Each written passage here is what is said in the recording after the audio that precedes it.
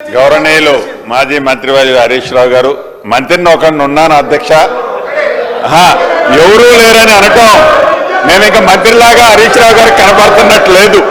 దురదృష్టకరం, బాధాకరం అధ్యక్ష.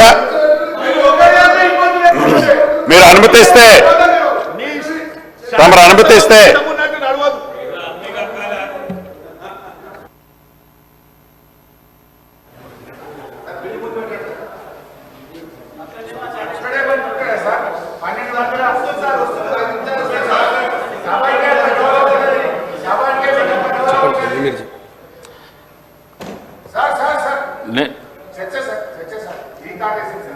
ఎల్ఏ మినిస్టర్ గారు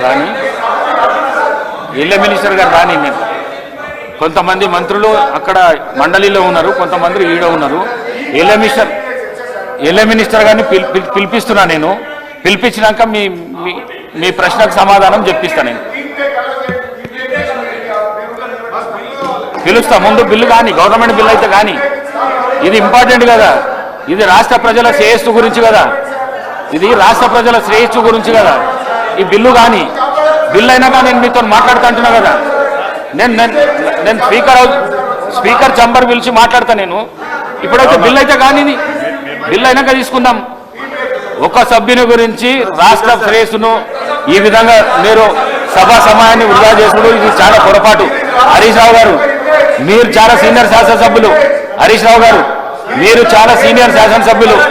మంత్రి పదవి కూడా చేసిండు, మీరు ఎల్ఏ మినిస్టర్ కూడా చేసిండు. మినిస్టర్ లేనప్పుడు చేయనికే వీలున్నది. రేవూరి ప్రకాష్ రెడ్డి గారు సార్ సీనియర్ శాసనసభ్యులు హరీష్ రావు గారు, గవర్నర్ గారు అనుమతి ఇచ్చిన తర్వాత, ఏసీబీ టేకప్ చేసిన తర్వాత హౌస్లో చర్చించే అంశమే ఉత్పన్నం కాదు సార్. కానీ ఇష్యూను డైవర్ట్ చేయడానికి హౌస్లో అని చెప్పి పబ్లిక్లో ఒక కన్ఫ్యూజన్ క్రియేట్ చేయడానికి చేసే ప్రయత్నమే కానీ ఇది చట్టబద్ధత కాదు.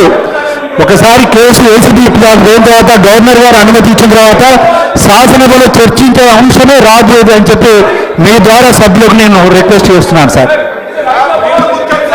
గౌరవ మంత్రి గారు, government bill now I will take up. అధ్యక్ష, తెలంగాణ భూభారతి రికార్డ్స్ బిల్. మంత్రి గారు. అధ్యక్ష ధన్యవాదాలు. ఏదైతే 17th నాడు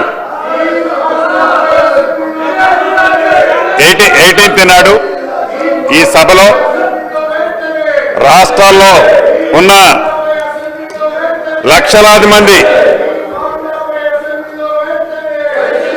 రైతన్నలకి, భూములున్న రైతులకి ఒక భరోసా కల్పించే దాంట్లో భాగంగా సాధించుకున్న తెలంగాణ రాష్ట్రంలో ఆనాటి ప్రభుత్వంలో ధరణి ద్వారా కానీ, 2020 చట్టం ద్వారా కానీ ఏదైతే రైతుల ఇబ్బంది కలిగిందో, ఏదైతే నష్టం కలిగిందో దాన్ని 2024 భూభారతి తెలంగాణ చట్టం ద్వారా సవరించే అంశాన్ని